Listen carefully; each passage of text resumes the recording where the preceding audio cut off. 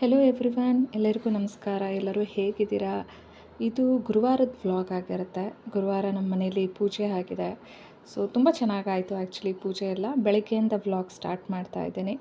So ದೇವರು ಎಲ್ಲರಿಗೂ ಒಳ್ಳೇದು ಮಾಡಲಿ ಅಂತ ಹೇಳಿ ಫಸ್ಟೇ ದೇವ್ರದ್ದು ಫೋಟೋಸ್ ಎಲ್ಲ ಹಾಕ್ತಾ ಇದ್ದೀನಿ. Good morning all. ಹಾಗೆ ನಾನಿವತ್ತು ವರ್ಕಿಂಗ್ ವುಮೆನ್ ಆಗಿರೋದ್ರಿಂದ ನಾನು ಆಫೀಸ್ಗೆ ಹೋಗಬೇಕಾಗಿತ್ತು. ಸೊ ಬೆಳಗ್ಗೆ ಎದ್ದು ಆ್ಯಕ್ಚುಲಿ ಡ್ರೆಸ್ ಎಲ್ಲ ವೇರ್ ಮಾಡಿದ್ಮೇಲೆ ಗೊತ್ತಾಯಿತು ನಂದು ಒಂದು ದುಪ್ಪಟ್ಟ ತುಂಬ ಶ್ರಿಂಕ್ ಆಗಿತ್ತಂತ. ಸೊ ಆ್ಯಕ್ಚುಲಿ ಈ ಡ್ರೆಸ್ನ ನಾನು ಮೀಶೋದಲ್ಲಿ ತರಿಸಿದ್ದು. ಆದರೆ ಡ್ರೆಸ್ ತುಂಬ ಚೆನ್ನಾಗಿ ಬಂತು, ದುಪ್ಪಟನೂ ಸಹ ತುಂಬ ಚೆನ್ನಾಗಿದೆ. ಆದರೆ ಏನು ಅಂತಂದರೆ ಅದು ಪ್ರತಿ ವಾಶ್ ಆದಮೇಲೂ ಸಹ ತುಂಬ ಶ್ರಿಂಕ್ ಆಗಿಬಿಡುತ್ತೆ. ಅದನ್ನು ನಾವು ಪ್ರತಿ ಸಲವೂ ಐರನ್ ಮಾಡ್ಕೋತಾನೇ ಇರಬೇಕು. ಸೊ ಅದಕ್ಕೋಸ್ಕರ ಎಲ್ಲ ರೆಡಿ ಮಾಡ್ಕೊಳ್ತಾ ಇದ್ದೀನಿ. ಆ್ಯಂಡ್ ಅದು ಅಲ್ಲದೆ ಅದು ಒಂದು ಸಿಲ್ಕ್ ಕ್ಲಾತ್ ಥರ. ಸೊ ಅದನ್ನು ತುಂಬ ಜಾಸ್ತಿನೂ ಹೀಟ್ ಮಾಡಿ ನಾವು ಐರನ್ ಮಾಡೋದಕ್ಕಾಗೋದಿಲ್ಲ. ಸೊ ಅದಕ್ಕೆ ಎಲ್ಲ ಮೊದಲೇ ಒಂದು ಕಾಟನ್ ಪಂಚೆನ ಕೆಳಗಡೆ ಹಾಕ್ಕೊಂಡು ಸ್ವಲ್ಪ ಕೇರ್ಫುಲ್ಲಾಗಿ ಐರನ್ ಮಾಡೋಣ ಅಂತ ಮಾಡ್ಕೊಳ್ತಾ ಇದ್ದೀನಿ. ಸೊ ಐರನ್ ಬಾಕ್ಸ್ ಸ್ವಿಚ್ಚೆಲ್ಲ ಹಾಕ್ಕೊಂಡಾದ್ಮೇಲೆ ಸ್ವಲ್ಪ ಹೀಟ್ ಮಾಡಿಕೊಂಡೆ. ಫಸ್ಟು ಇನಿಷಿಯಲಿ ಕಾಟನಲ್ಲೇ ಹೀಟ್ ಮಾಡಿಕೊಂಡೆ, ತುಂಬ ಅರ್ಜೆಂಟ್ ಆಗಿತ್ತು ಅಂತ ಹೇಳಿ. ಸೊ ಅದಾದಮೇಲೆ ಅದನ್ನು ಸಿಲ್ಕಿಗೆ ಸೆಟ್ ಮಾಡಿಕೊಂಡೆ. ಇದೇ ಡ್ರೆಸ್ ನೋಡಿ ಆ್ಯಕ್ಚುಲಿ ನಾನು ಹೇಳಿದ್ದು ತುಂಬ ಜನ ನೋಡಿರ್ತೀರ ಅಂತ ಅನಿಸುತ್ತೆ. ನಾನು ಮೀಶೋದಲ್ಲಿ ಪರ್ಚೇಸ್ ಮಾಡಿದ್ದು ಆಲ್ಮೋಸ್ಟ್ 1 ಇಯರ್ ಆಗಿದೆ ನಾನು ಪರ್ಚೇಸ್ ಮಾಡಿ. ಬಟ್ ಏನು ಪ್ರಾಬ್ಲಮ್ ಅಂತಂದರೆ ಪ್ರತಿ ವಾಶ್ ಆದಮೇಲೂ ಸಹ ಡ್ರೆಸ್ ಐರನ್ ಮಾಡ್ತೀನೋ ಇಲ್ವೋ ಗೊತ್ತಿಲ್ಲ, ಈ ದುಪ್ಪಟ್ಟ ಅಂತೂ ಐರನ್ ಮಾಡಲೇಬೇಕು, ಆ ಥರ ಆಗಿಬಿಡುತ್ತೆ. ಐರನ್ ಮಾಡಲಿಲ್ಲ ಅಂತಂದರೆ ಇದನ್ನು ಹಾಕ್ಕೊಳ್ಳೋದಕ್ಕೆ ಆಗೋದಿಲ್ಲ. ಸೊ ಅಷ್ಟು ಶ್ರಿಂಕ್ ಆಗಿಬಿಡುತ್ತೆ. ಐರನ್ ಮಾಡಾದ್ಮೇಲೆ ತುಂಬ ಚೆನ್ನಾಗಿ ಕಾಣುತ್ತೆ. ಆ್ಯಕ್ಚುಲಿ ಸ್ಟಾರ್ಟಿಂಗಲ್ಲಿ ತರಿಸ್ದಾಗ ಇನ್ನೂ ತುಂಬ ಚೆನ್ನಾಗಿತ್ತು. ಆ್ಯಕ್ಚುಲಿ ವಾಶ್ ಆಗಿ ಶೇಡ್ ಆದಮೇಲೂ ಸಹ ಇದು ಕಲರ್ ತುಂಬ ಚೆನ್ನಾಗಿದೆ. ಐರನ್ ಮಾಡಾದ್ಮೇಲೆ ಹೇಗಿದೆ ಅಂತ ತೋರಿಸ್ತೀನಿ ರೀ ನಿಮಗೆ. ಸೊ ಇದನ್ನು ಸಿಲ್ಕಿಗೆ ಸೆಟ್ ಮಾಡಿಕೊಂಡು ಸ್ವಲ್ಪ ಜೋಪಾನವಾಗಿ ಐರನ್ ಮಾಡಬೇಕು. ಬಟ್ ಒಂದು ಪ್ರಾಬ್ಲಮ್ ಏನು ಅಂತಂದರೆ ಈ ಮಧ್ಯದ ಪಾರ್ಟ್ಸಲ್ಲೆಲ್ಲ ಆರಾಮಾಗಿ ಐರನ್ ಮಾಡಿಬಿಡ್ಬೋದು. ಅದು ಸೈಡಲ್ಲಂತೂ ತುಂಬ ಶ್ರಿಂಕ್ ಆಗಿಬಿಟ್ಟಿದೆ, ತುಂಬ ನುಳ್ಕೊಂಡಿದೆ. ಅದನ್ನು ಬಿಡಿಸಿ ಐರನ್ ಮಾಡೋ ತನಕ ಅಂತೂ ತುಂಬ ಟೈಮ್ ತೊಗೊಳುತ್ತೆ. ಸೊ ನೀವು ನೋಡ್ತಾ ಇರ್ಬೋದು, ಪ್ರತಿಯೊಂದೂ ಒಂದು ಸ್ವಲ್ಪ ಕೇರ್ಫುಲ್ಲಾಗಿ ಐರನ್ ಮಾಡ್ತಾಯಿದ್ದೀನಿ. ತುಂಬ ನೀಟಾಗೂ ಅಂತೇನು ಐರನ್ ಅಂತೇನು ಆಗಿಲ್ಲ, ಪರವಾಗಿಲ್ಲ. ಅಟ್ಲೀಸ್ಟ್ ಆವತ್ತಿನ ದಿನಕ್ಕೆ ಸರ್ವೈವ್ ಆಗೋ ರೇಂಜಿಗೆ ಐರನ್ ಮಾಡ್ಕೊಳ್ತಾ ಇದ್ದೇನೆ. ಸೊ ಆಲ್ಮೋಸ್ಟ್ ಐರನ್ ಎಲ್ಲ ಕಂಪ್ಲೀಟ್ ಆಗ್ತಾ ಇದೆ.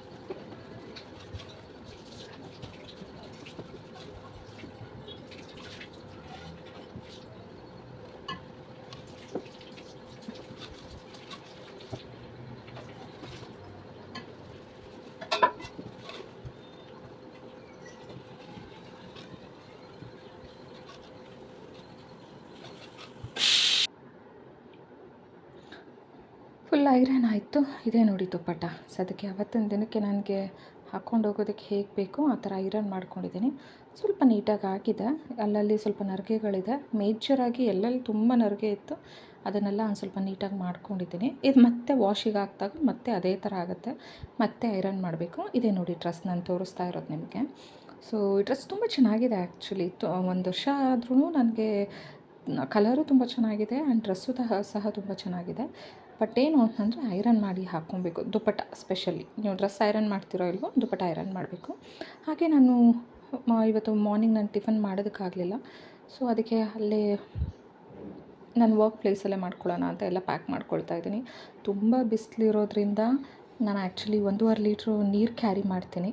ಸೊ ಅದನ್ನೇ ತೋರಿಸ್ತಾ ಇದ್ದೀನಿ. ಹಾಗೆ ಒಂದು ಸ್ವಲ್ಪ ಫ್ರೂಟ್ಸ್, ಇವತ್ತು ನಾನು ಆ್ಯಪಲ್ ಇಟ್ಕೊಂಡಿದ್ದೀನಿ, ಅದೊಂದು ಫ್ರೂಟ್ಸ್ ಕಟ್ ಮಾಡಿ ಹಾಕ್ಕೊಂಡಿದ್ದೀನಿ. ಆ್ಯಕ್ಚುಲಿ ಅಮ್ಮ ಕಟ್ ಮಾಡಿಕೊಟ್ಟಿದ್ದಾರೆ, ನಾನು ಅದನ್ನು ಪ್ಯಾಕ್ ಮಾಡ್ಕೊಳ್ತಾ ಇದ್ದೀನಿ. ಈ ಬಾಕ್ಸ್ ಆ್ಯಕ್ಚುಲಿ ನನಗೆ ಯಾರೋ ನನ್ನ ಕಲೀಗು ಸ್ವಲ್ಪ ಗಿಣ್ಣು ಕೊಟ್ಟಿದ್ದರು ತಿನ್ನೋದಕ್ಕೆ ಅಂತ.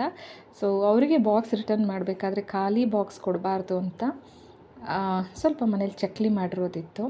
ಆ ಚಕ್ಲಿನ ಪ್ಯಾಕ್ ಮಾಡಿ ಅವ್ರಿಗೆ ಕೊಡ್ತಾಯಿದ್ದೀನಿ. ಸ್ವೀಟ್ ಕೊಡೋಣ ಅಂತ ಅಂದ್ಕೊಂಡೆ. ಸದ್ಯಕ್ಕೆ ಸ್ವೀಟ್ ಏನೂ ಇರಲಿಲ್ಲ.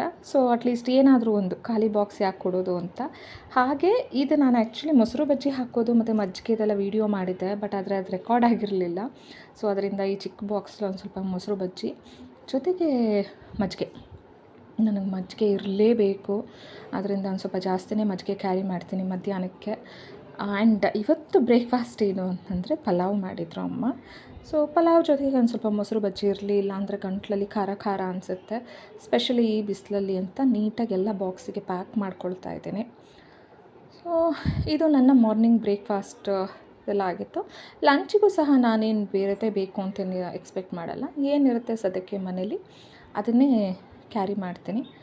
ಎಷ್ಟಿದೆ ಅಷ್ಟನ್ನು ತೊಗೊಂಡು ಹೋಗಿರ್ತೀನಿ ಅಷ್ಟೇ.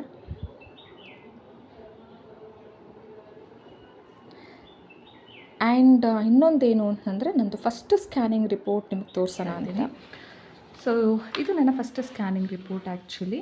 ಸೊ ಅಲ್ಟ್ರಾ ಸ್ಕ್ಯಾನ್ ರಿಪೋರ್ಟ್ ನೀವು ಇಲ್ಲಿ ನೋಡ್ಬೋದು. The last LMP was 31st October 2025 and 7 weeks 5 days ಇದ್ದಾಗ ನಾನು ಫಸ್ಟ್ ಸ್ಕ್ಯಾನ್ ಮಾಡಿಸಿದ್ದೆ ಆ್ಯಕ್ಚುಲಿ. ಯಾಕೆ ಅಂತಂದರೆ ಆಲ್ಮೋಸ್ಟ್ ಎಲ್ಲರೂ ಹೇಳ್ತಾರೆ 6 weeks ಆದ ತಕ್ಷಣ ಸ್ಕ್ಯಾನ್ ಮಾಡಿಸಿ ಅಂತ. ನಾವು ಆ್ಯಕ್ಚುಲಿ ವೆಯ್ಟ್ ಮಾಡಿದ್ವಿ because of some particular reason. ನಾವು ಒಂದು 8 ವಾರ ಆಗಲಿ, 8 ವಾರ ಆದಾಗ ಅಟ್ಲೀಸ್ಟ್ 2 months ಆದರೂ ಕಂಪ್ಲೀಟ್ ಆಗಲಿ, ಅದಾದಮೇಲೆ ನಾವು ಹೋಗೋಣ ಅಂತ ಅಂದ್ಕೊಂಡು ನಾವು ವೆಯ್ಟ್ ಮಾಡಿದ್ವಿ. ಸೊ ನಾವು ಹೋದಾಗ ಆ್ಯಕ್ಚುಲಿ 7 weeks 5 days ಆಗಿತ್ತು actually. So this is my first scanning report. ನಂಗೆ ತುಂಬ ಖುಷಿ ಆಯಿತು ಆ್ಯಕ್ಚುಲಿ. ನಾನು ತುಂಬ ಟೆನ್ಷನಲ್ಲೂ ಸಹ ಇದ್ದೆ, ಏನು ಹೇಗೆ ಅಂತಂತ.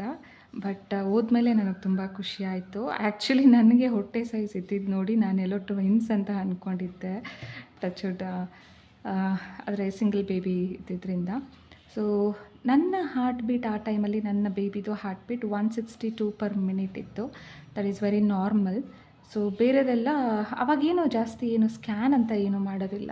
ಜಸ್ಟ್ ಪ್ರೆಗ್ನೆನ್ಸಿ ಕನ್ಫರ್ಮೇಷನ್ ಅಷ್ಟೇ ಫಸ್ಟ್ ಸ್ಕ್ಯಾನಿಂಗಲ್ಲಿ ನಮಗೆ ಸ್ಕ್ಯಾನ್ ಮಾಡೋದು. ಅದು ಬಿಟ್ಟರೆ ಜಾಸ್ತಿ ಏನೂ ಇರಲಿಲ್ಲ. ನಂದು LMP 7/8/2026 ಆ್ಯಂಡ್ ECG 9/8/2026 ಕೊಟ್ಟಿದ್ದರಿಂದ ಇದು ಆ್ಯಕ್ಚುಲಿ ವೇರಿ ಆಗುತ್ತೆ. ಸೊ ನೆಕ್ಸ್ಟ್ ನಾವು ಸ್ಕ್ಯಾನಿಂಗ್ ಮಾಡಿದಾಗ ಏನೇ ಮಾಡಿದಾಗ್ಲೂ ನೆಕ್ಸ್ಟ್ ವೇರಿ ಆಗುತ್ತೆ. So I was very happy. ನಂದು first pregnancy means first scanning ನಾನು ಮಾಡಿಸಿದಾಗ ತುಂಬ ಖುಷಿ ಆಯಿತು. ಅದನ್ನು ಕನ್ಫರ್ಮ್ ಮಾಡ್ಕೊಳ್ಳೋ ತನಕ ಅಂತೂ ತುಂಬ ಟೆನ್ಷನ್ ಇತ್ತು. ಅದಕ್ಕಿಂತ ಮುಂಚೆ ಆ್ಯಕ್ಚುಲಿ ಲಿಟ್ರಲಿ 1 month ನನಗೆ ಪೀರಿಯಡ್ಸ್ ಮಿಸ್ ಆದಾಗ ತುಂಬ ಟೆನ್ಷನ್ ಮಾಡ್ಕೋತಿದ್ದೆ, ಏನಾಗುತ್ತೋ ಅಂತ. ಆ ಟೈಮಲ್ಲಿ ನನ್ನ ಟೆನ್ಷನ್ಗೆ ನಾನೆಲ್ಲಿ ಪೀರಿಯಡ್ಸ್ ಆಗಿಬಿಡ್ತೀನೋ ಅಂತ ಭಯನೂ ಇತ್ತು. ಬಟ್ ಆದಷ್ಟು ಕೂಲಾಗಿರೋದಕ್ಕೆ ಟ್ರೈ ಮಾಡ್ತಾಯಿದ್ದೆ. ಗುಡ್. ನನಗೆ ತುಂಬ ಖುಷಿ ಆಯಿತು. ನಿಮಗೆ ಫಸ್ಟ್ ಎಕ್ಸ್ಪೀರಿಯನ್ಸ್ ಹೇಗಿತ್ತು? ಫಸ್ಟ್ ಸ್ಕ್ಯಾನಿಂಗ್ ರಿಪೋರ್ಟ್ ನಿಮಗೆ ನೋಡಿದ ತಕ್ಷಣ ಏನು ಅನ್ನಿಸ್ತು? ಬೇಬಿದು ಎಲ್ಲ ನೋಡಿದಾಗ ಅಂತ ಕಮೆಂಟಲ್ಲಿ ಶೇರ್ ಮಾಡಿ. ಸೊ ಇದೇ ಥರ ನಾನೇನಾದರೂ ಮತ್ತೆ ಸೆಕೆಂಡ್ ಸ್ಕ್ಯಾನಿಂಗ್ ರಿಪೋರ್ಟ್ ಆಗಿರ್ಬೋದು, ಮತ್ತು ಯಾವಾಗ ಸ್ಕ್ಯಾನ್ ಮಾಡಿಸ್ದೆ ಅನ್ನೋದನ್ನು ನಿಮಗೆ ಡೀಟೇಲ್ಸ್ ಬೇಕಾದರೆ, ಆ ಸ್ಕ್ಯಾನಿಂಗಲ್ಲಿ ಏನಿತ್ತು ಅಂತ ಡೀಟೇಲ್ಸ್ ಬೇಕಾದರೆ ನನಗೆ ಕಮೆಂಟ್ ಮಾಡಿ. I will make the videos. And ಯಾಕೆ ನಾನು 8 weeksಗೆ ಮಾಡಿಸ್ದೆ ಅಂತ ಹೇಳಿದ್ರೆ, ಲಾಸ್ಟ್ ಟೈಮ್ ಆ್ಯಕ್ಚುಲಿ ನಾವು ಇದೇ ಥರ ಕನ್ಸೀವ್ ಆಗಿದ್ದೀವಿ ಅಂತ ಅಂದ್ಕೊಂಡು 1 month 5 weeksಗೆ ನಾವು ಆಲ್ಮೋಸ್ಟ್ ಸ್ಕ್ಯಾನಿಂಗ್ ಎಲ್ಲ ಮಾಡಿಸಿದಾಗ ಆ್ಯಕ್ಚುಲಿ ಅಲ್ಲಿ ಬೇಬಿ ಇದಾಗಿರಲಿಲ್ಲ, ಜಸ್ಟ್ ಸ್ಯಾಕ್ ಅಷ್ಟೇ ಇದಾಗಿತ್ತು. ಸೊ ಅದರಿಂದ ಅದೊಂದು ಸ್ವಲ್ಪ ಏನಾಗುತ್ತೋ ಅನ್ನೋ ಭಯದಿಂದನೇ ನಾವು ಒಂದು ಸ್ವಲ್ಪ ವೆಯ್ಟ್ ಮಾಡಿದ್ವಿ ಅಷ್ಟೇ. 2 months ತನಕ ವೆಯ್ಟ್ ಮಾಡಿ 2 months ಆದಮೇಲೆ ನಾವು ಸ್ಕ್ಯಾನಿಂಗ್ ಮಾಡಿಸಿದ್ದು. ಅದು ಬಿಟ್ಟರೆ ಬೇರೆ ಅಂತ ಏನಿಲ್ಲ. ಬಟ್ ವಿ ವರ್ ಹ್ಯಾಪಿ ಅಷ್ಟೇ. Okay. So this is my first scanning report. ನಿಮಗೇನಾದರೂ ಡೀಟೇಲ್ಸ್ ಬೇಕು ಅಂತ ಹೇಳಿದ್ರೆ just share with me. Thank you.